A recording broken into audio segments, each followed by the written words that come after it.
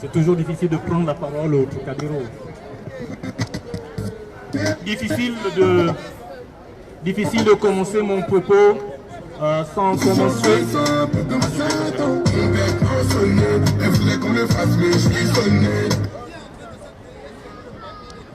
Merci pour la musique. Chers compatriotes, frères camerounais, sœurs camerounaises, sœurs togolaises, frères togolais, peuple de France, pays de Jean-Paul Sartre, pays de Jean Jaurès, pays d'Absalioussi.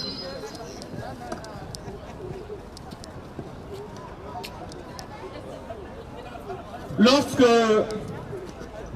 on m'a demandé de prendre la parole et de penser un thème sur le Gabon, je me suis dit que parler du Gabon, c'est toujours très difficile de se contenter d'axer notre propos sur notre conscience.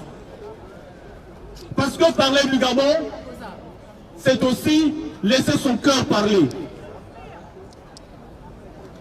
Peuple de France, chers compatriotes, chers humanistes, sur cette planète, on vit ensemble, on meurt ensemble. On vit ensemble, on meurt ensemble, on se bat ensemble. Dans cette optique, voyais-je il y a un certain nombre de temps, prenant l'argent du contribuable français, une agence a été créée, l'AFD, l'Agence française de développement. Voici 70 ans que l'argent du contribuable français est géré par l'Agence française de développement. Or, où va cet argent? Cet argent sert-il réellement à aider les populations camerounaises, gabonaises ou togolaises à arpenter le chemin du développement? Hélas, non.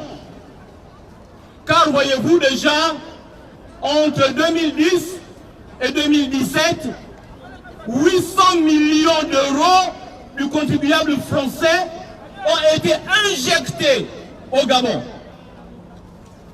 Où sont partis ces 800 millions d'euros du contribuable français? Soulignons que dans les missions de cette agence, l'argent est censé effectivement contribuer au développement, entre autres à l'éducation. 800 millions injectés au Gabon. Sur le site de la FDA, il précise d'ailleurs qu'ils étaient censés construire environ 500 salles de classe. En septembre, pour septembre. Or, entre 2010 et 2017, aucune salle de classe n'a été construite. Alors je voudrais bien interpeller le directeur général de cette agence, monsieur Rémi Rioux. Monsieur Rémi Rioux, l'agence française de développement, est-ce une agence pour parvenir au développement ou une agence de soutien aux dictateurs? Voici qu'en juin 2018, 71 millions ont été promis encore à qui? À Ali Bongo Ondimba et à ses monstres de compagnie. Diantre. Mais où en sommes-nous? Peuple de France, votre argent sert à maintenir des dictateurs. Monsieur Jean-Yves Le Drian, est-ce donc ça la coopération? La France, ce pays dit humaniste, est-il devenu donc un pays qui soutient la dictature? Peuple de France, peuple du pays de Jean Jaurès, pays d'Albert Camus,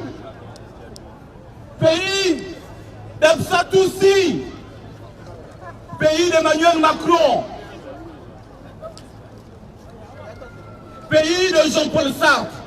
Souvenons-nous de Jean-Paul Sartre. Qu'avait dit Jean-Paul Sartre au sujet de l'intellectuel? Jean-Paul Sartre n'a pas dit que l'intellectuel était un homme garni de diplômes. Jean-Paul Sartre n'a pas dit que l'intellectuel était un érudit. Non. Jean-Paul Sartre a défini l'intellectuel en disant ceci. L'intellectuel est celui qui se mêle de ceux qui ne le regardent pas.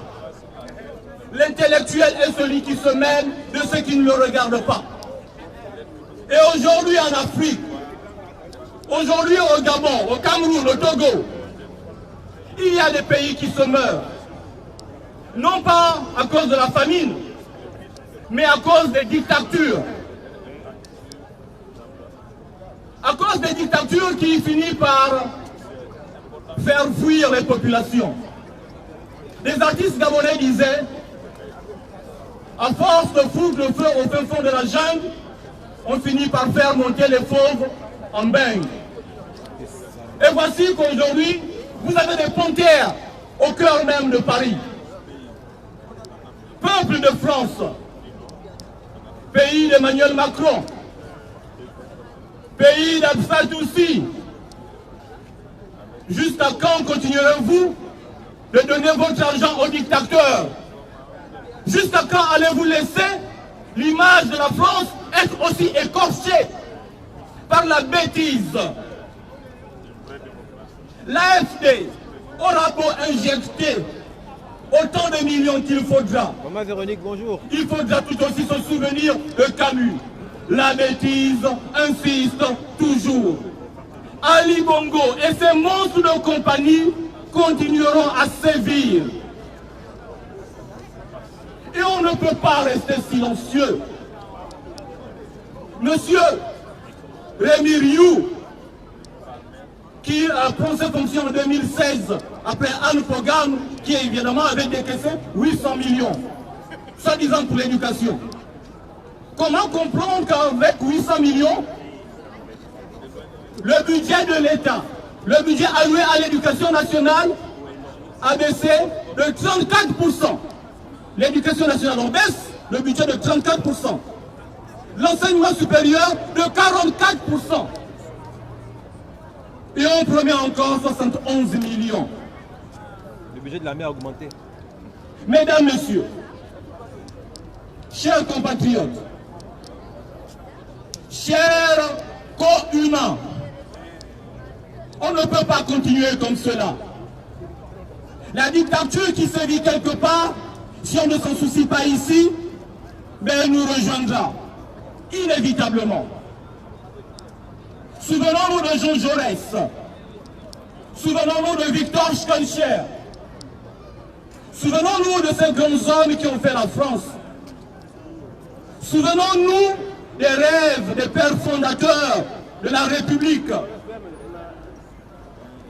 L'esprit de la démocratie ne doit pas se limiter à un espace.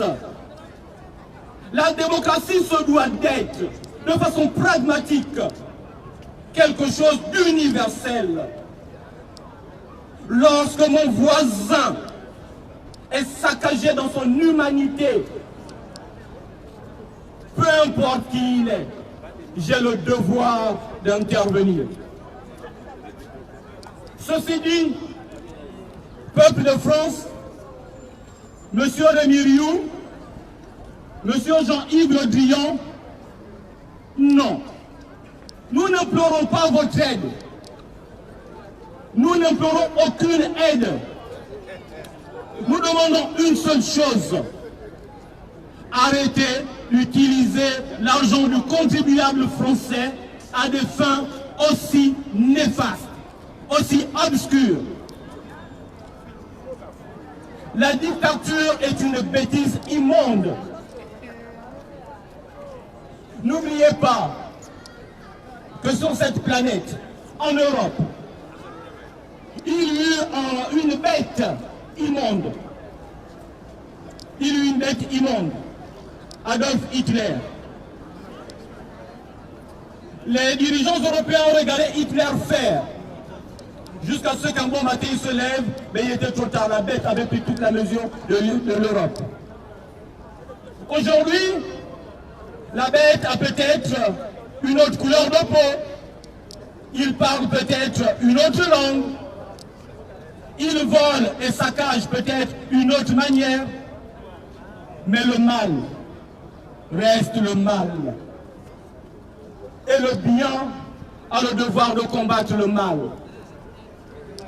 Un grand homme a dit un jour sur cette planète, ce qui me fait peur, ce n'est pas l'agissement du mal, c'est plutôt le silence des gens bien.